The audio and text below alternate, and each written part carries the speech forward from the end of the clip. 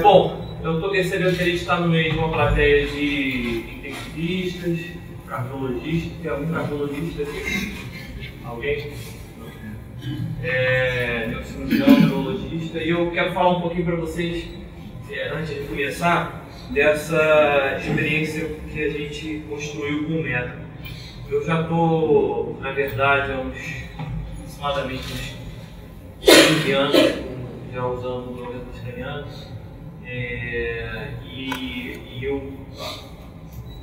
a curva das publicações, da literatura em relação ao Doppler transcraniano era um pouco mais lenta do que outros métodos.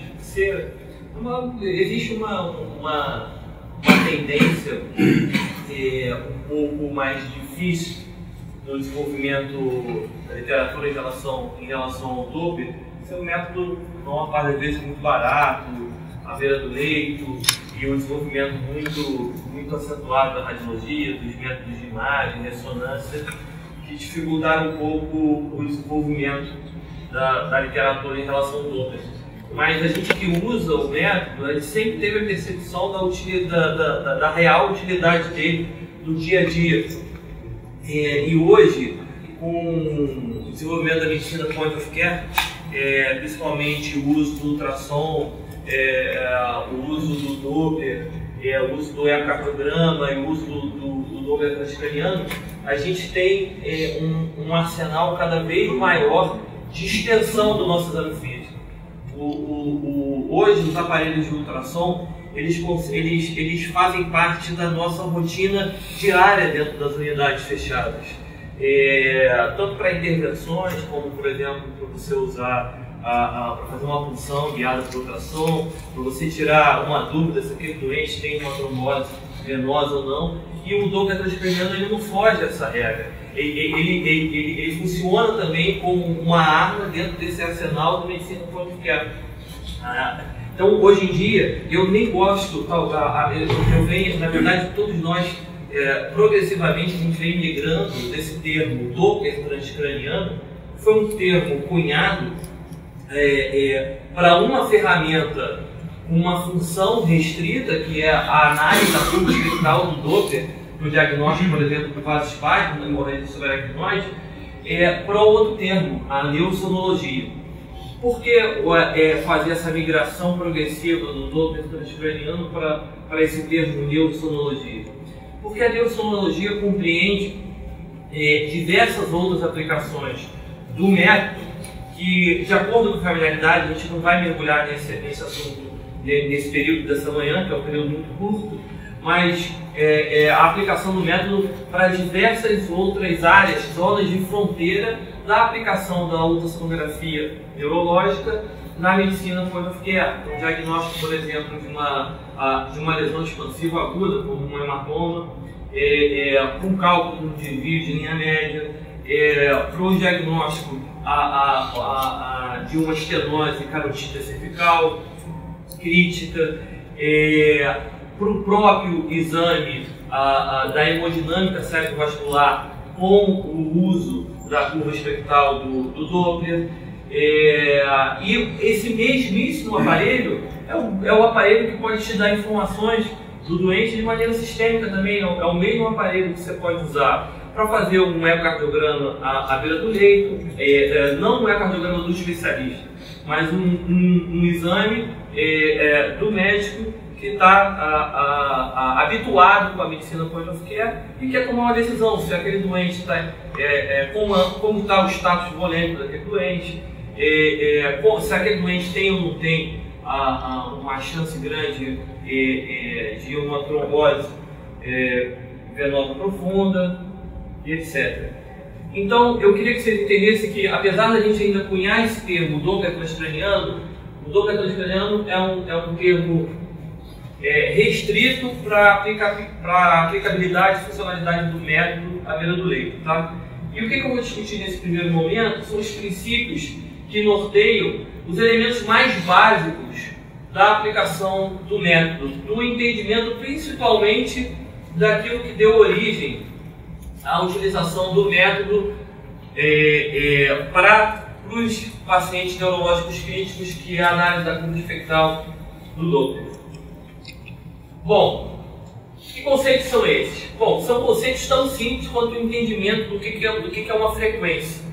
Bom, frequência é um conceito de um número de ondas que são captadas ou um número de eventos, qualquer que seja. Se você estiver calculando, por exemplo, a frequência sísmica no Rio de Janeiro, você está calculando o número de impactos sobre o subsolo num período de um segundo.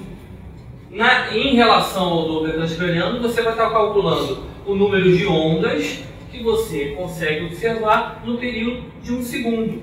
Se você estiver, por exemplo, for um neurofisiologista, estiver analisando o eletroencefalo, você vai calcular a frequência, é a quantidade de ondas que você percebe no eletroencefalo dentro do período de um segundo. A esse tipo de definição, a gente tem uma unidade. Essa unidade a gente chama Hertz.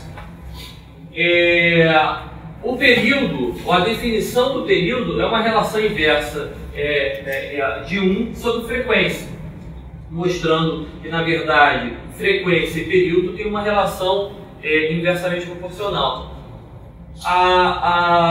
O comprimento de onda, ele é uma definição direta da relação entre a velocidade de propagação daquela onda e a frequência. Ora, se eu tenho uma onda que se propaga a 3 metros por segundo e eu tenho uma onda a cada segundo, logo meu comprimento de onda é de 3 metros. A velocidade de propagação, que é aquilo que a gente acabou de utilizar para calcular o comprimento de onda, ele muda dependendo do tecido que você está medindo, está utilizando o ultrassom para fazer a sua avaliação. Quando você pega um aparelho de ultrassom, você percebe que aquele aparelho de ultrassom tem uma série de sondas, diferentes sondas. Tem uma sonda setorial, que é aquela sonda quadradinha. Tem uma sonda linear, que é aquela sonda reta. E tem uma sonda convexa, que é aquela sonda curva. Por que cada sonda daquela tem aquele formato diferente? O que aquilo quer dizer? Aquilo quer dizer uma margem de frequências de ondas distintas para cada transdutor utilizado.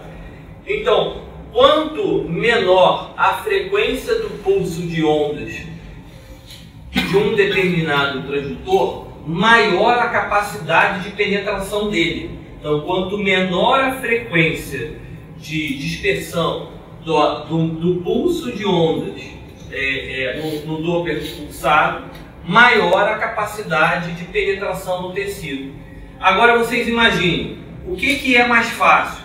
Você fazer uma imagem ou você penetrar uma quantidade de ondas de ultrassom num tecido onde a única barreira que você tenha seja o peritônio, o músculo, tecido subcutâneo e pele, ou se você estiver ensonando um tecido onde a barreira seja todos esses elementos que eu já descrevi, mais uma espessa camada de osso temporal. Onde que é mais fácil?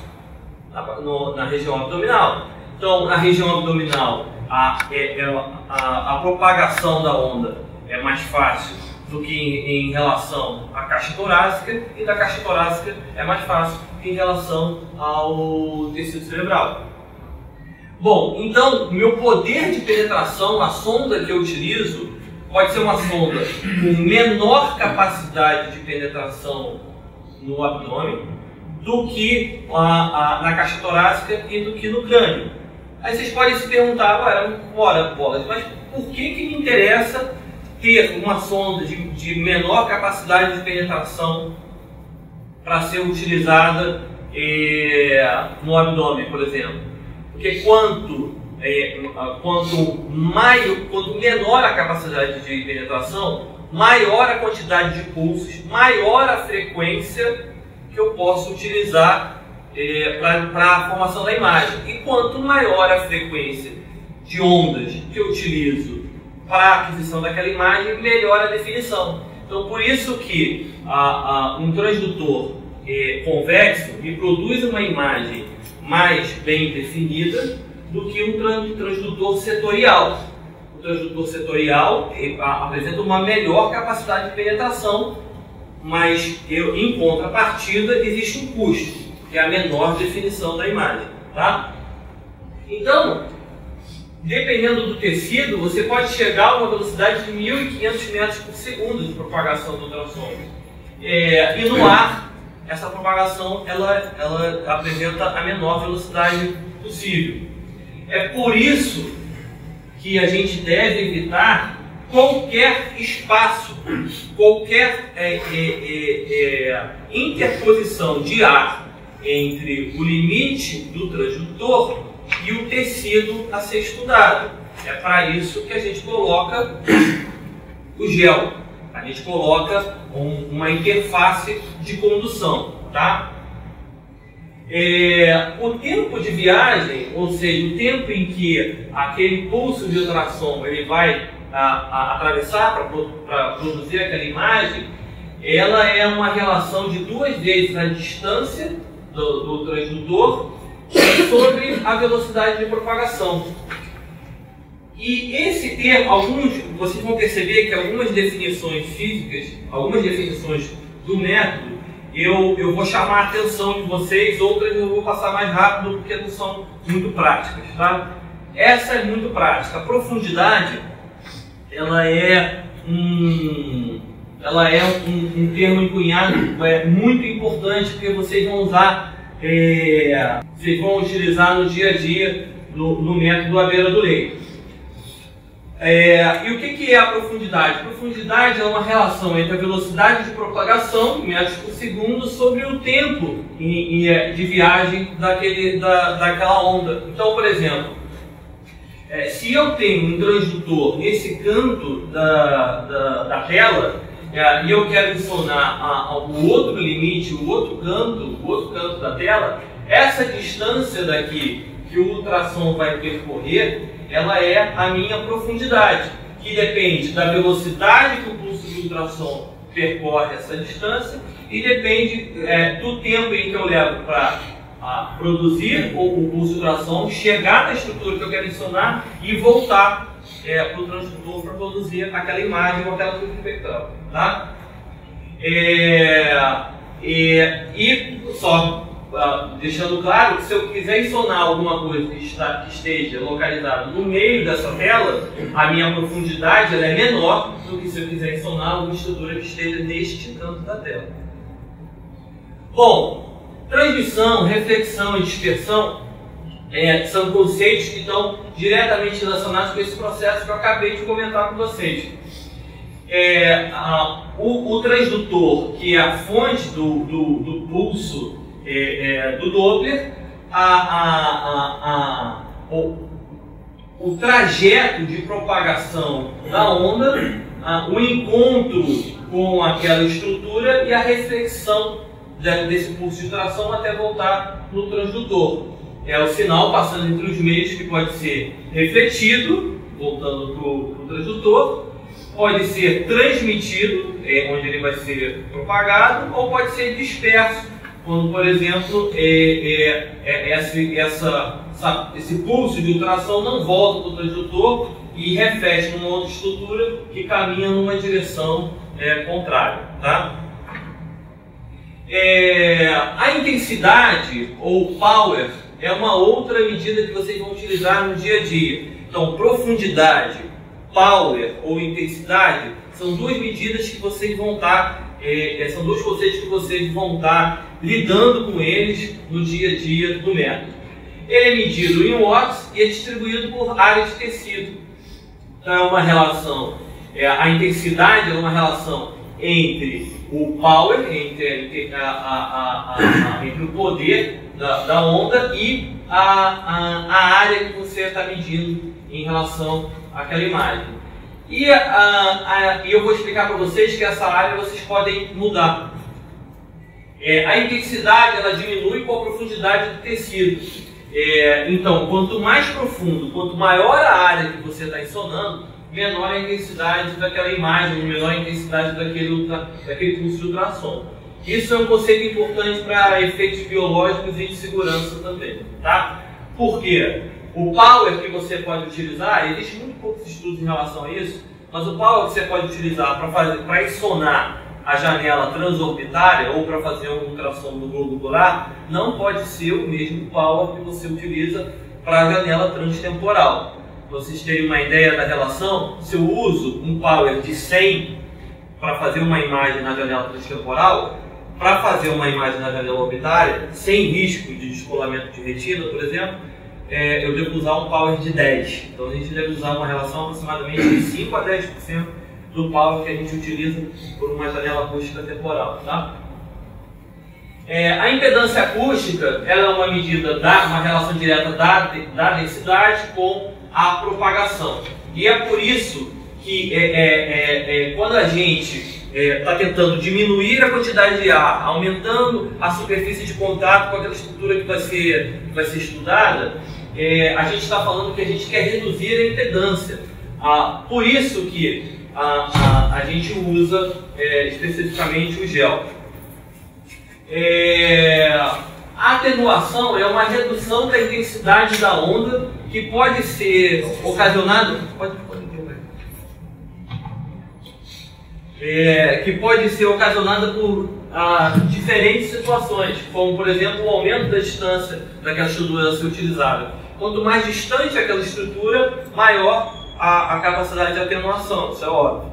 Então é por isso que é importante que para você, como a gente já está utilizando um método cuja definição é comprometida para alcançar fins de penetração maior, é por isso que se usa frequências menores, a gente tem que usar ou encontrar a melhor janela óssea possível para a utilização daquele método. Então, por exemplo, se eu quero insonar a artéria cerebral média do lado direito, eu não vou insonar a janela temporal do lado esquerdo para buscar isso. Eu vou insonar a janela temporal ipsilateral. A mesma coisa vale se eu quiser insonar a artéria basilar, eu não vou procurar a artéria basilar insonando a janela transorbitária. Eu vou procurar a basilar insonando a janela suboccipital, tá?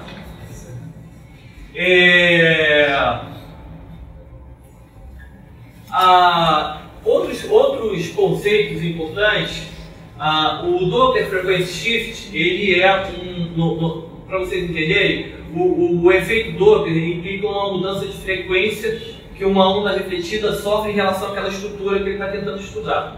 E dependendo da estrutura, do objeto refletor e como ele se move, a imagem que é produzida, ou a curva espectral que é produzida, depende de uma relação da direção do transdutor ou do ângulo. Então toda a imagem que você está produzindo, ou a curva espectral que você está produzindo, ela vai sofrer uma interferência do ângulo em que aquele pulso está sendo insonado. Por exemplo, se eu tenho uma estrutura que eu estou querendo analisar aqui no canto da tela, eu não vou produzir a mesma imagem se eu colocar um transdutor que insone uma frequência de pulsos somente nessa direção, ou se eu insonar uma frequência de pulsos que vai na direção direta da estrutura, tá? Isso promove uma dispersão da frequência da curva do Doppler.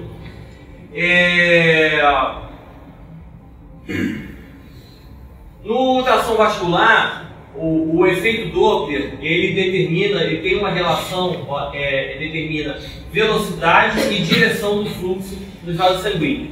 Isso daqui, mesmo que vocês não pensem diariamente nesse conceito, vocês vão utilizar esses conceitos diariamente como tão importante quanto o power, tão importante quanto a profundidade, como eu comentei com vocês. A velocidade e direção, ela é determinante, inclusive, para você entender que estrutura você está insonando. Então, quando a gente está falando do Doppler sem a produção da imagem, o que nos identifica que estrutura que a gente está insonando, muitas vezes, é a direção do fluxo daquela curva espectral. Então, por exemplo, na janela temporal, ou isso vale para qualquer conceito do Doppler, todo fluxo, toda velocidade de fluxo que se caminha em direção à sonda do ultrassom, que vai procurando a sonda do ultrassom, por convenção, ela é positiva. ela fica acima da linha de base do zero.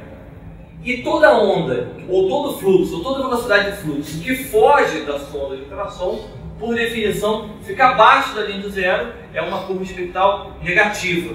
Tá? E essa estimativa acurada da velocidade também depende, como eu comentei com vocês, do conhecimento do ângulo de insolação. Para vocês terem uma ideia, a relação da direção, ela é uma relação entre a velocidade de propagação da onda, a frequência de transmissão e com relação ao ângulo de transmissão. Então, se você usa, por exemplo, uma direção de fluxo paralela, o ângulo de transmissão ele é zero. Logo, cosseno de zero seria 1 e você teria o máximo do efeito da curva do Doppler. Então, mais ou menos seria assim: se eu tivesse aqui um vaso, se eu tivesse uma frequência de pulso de uma determinada estrutura que eu quisesse estudar, e o meu transdutor estivesse aqui, se eu ensono isso daqui de maneira perpendicular a esse fluxo de estruturas que estão passando, eu vou calcular uma velocidade. Se eu pegar esse mesmo transdutor, trouxer para cá e ensonar nesse ângulo, eu vou ter uma outra velocidade. Então, existem aparelhos em que eu posso corrigir essa dispersão ou essa alteração da velocidade em função da alteração do ângulo, me permitindo que eu tenha uma maior capacidade ou uma maior sensibilidade para a detecção de uma determinada estrutura. Porque você imagina, se eu tivesse uma estrutura óssea, uma boa janela somente na direção perpendicular e não tivesse uma boa visualização na direção desse ângulo, eu só teria esse valor de velocidade. Tá? Então, na verdade, essa correção ela pode ser feita pelo próprio aparelho.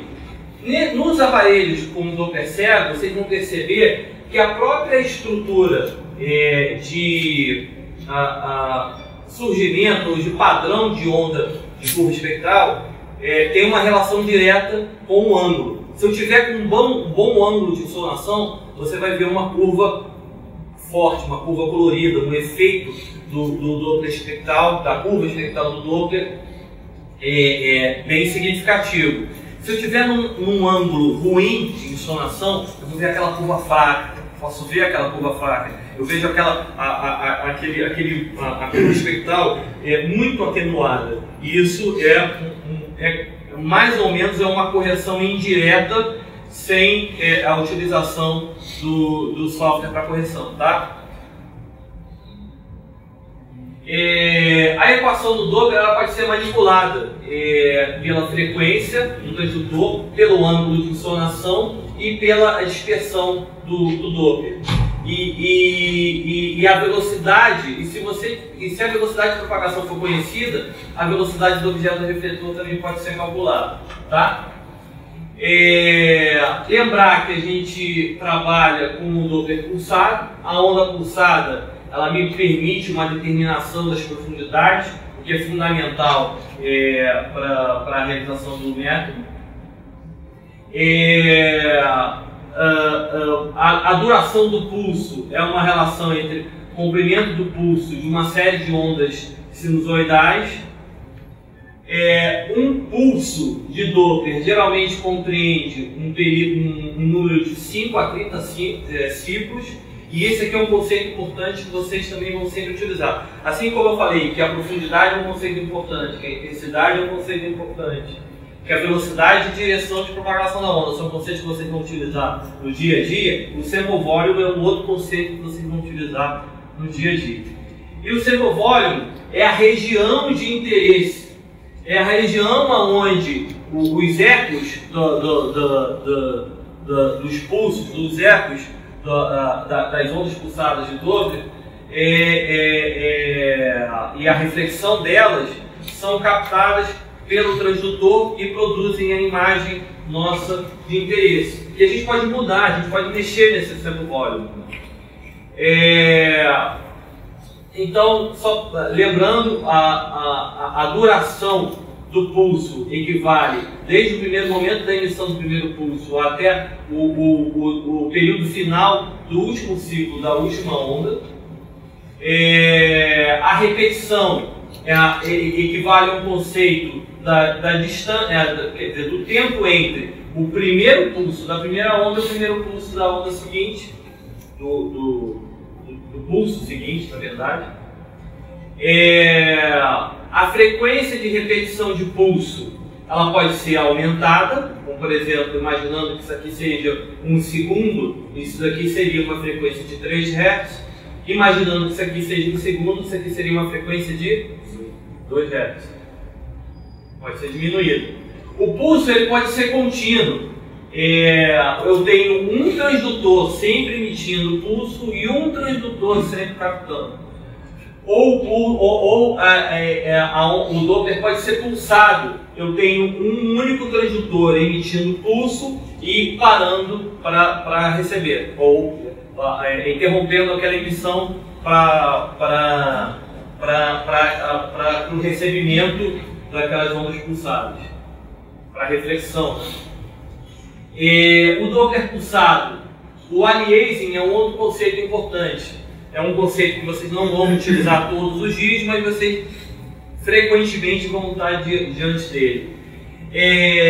Deve haver um tempo mínimo entre os pulsos para que todos os sinais de ultrassom sejam recebidos no transdutor. Você imagina, se eu tiver aqui, eu tenho um único transdutor, e esse único transdutor começa a emitir pulsos continuamente, como se fosse um Doppler contínuo. Em que momento que ele vai conseguir receber a reflexão daquelas ondas pulsadas para a produção da imagem? Não vai ter tempo. O que vai acontecer é que a quantidade de pulso emitido e refletido vai se misturar e vai produzir uma grande imagem, uma imagem superlativa. E essa imagem superlativa perde definição. Se eu estiver diante de uma imagem bidimensional, é uma imagem que perde definição. Se eu estiver diante de uma curva espectral, é uma curva espectral que eu não consigo determinar limite, então ocupa toda a tela da curva espectral. E acaba, por exemplo, você tendo uma interpretação equivocada quanto à velocidade. Então, no aliasing, isso aqui até não é um aliasing dos melhores, existem aliasing bem piores.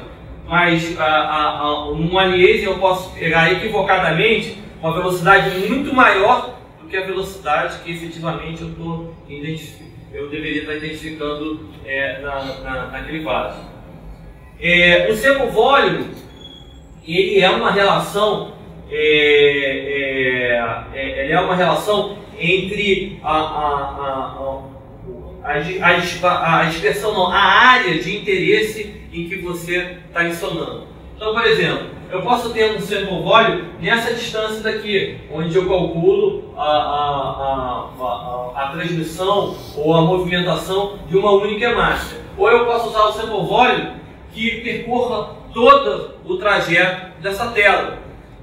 O que vai acontecer? Eu vou aumentar a sensibilidade para a detecção de qualquer curva espectral ou de qualquer estrutura e vou perder em especificidade. Se eu diminuo o sample volume, eu diminuo a minha sensibilidade e aumento a minha especificidade. O sample volume, outra coisa que é importante, que é um conceito que vocês vão estar também se experimentando, se refere ao gating. O gating ele se refere basicamente à quantidade de profundidades ou de zonas de interesse relacionadas à profundidade que você consegue ensonar. Então, aqui, quando eu uso um single gated TCD, ou seja, um Doppler, uma curva espectral, um gate com uma profundidade única, eu estou ensonando somente naquela profundidade de 4,5 centímetros, que é a profundidade basicamente do cerebral médio, de um adulto. Mas eu posso usar o que vocês vão reconhecer nesses dois aparelhos, que se representam por essa faixa espectral de direção de onda, tanto aqui quanto aqui, e vermelho é a onda, representa por definição a ondas, fluxos positivos em direção ao transdutor, e faixas azuis representam fluxos negativos. Isso daqui é uma relação entre direção de fluxo e profundidade. Então, quando eu estou falando de gating, eu estou falando de multigated, eu estou falando de múltiplas profundidades de zonas de interesse, onde eu posso identificar um fluxo positivo, ou se for na cor azul, um fluxo de direção negativa. Bom, só lembrando com aquilo que eu já conversei com vocês, que o osso atenua marcadamente o Doppler, e em relação aos conceitos de segurança, são pouco estudados. Os efeitos biológicos, principalmente, a gente deve se limitar a essa interpretação de que o power, eu já expliquei para vocês, deve ser limitado a 10 a 20% do power que a gente utiliza na janela transtemporal para a janela transorbitária, sob risco de descolamento de retina e efeitos sobre o globo ocular, tá? Bom, é uma aula dry, né, seca, mas é importante que vocês se identificarem com esses conceitos mais básicos. E aí a gente vai para a próxima aula, que é do anatomia.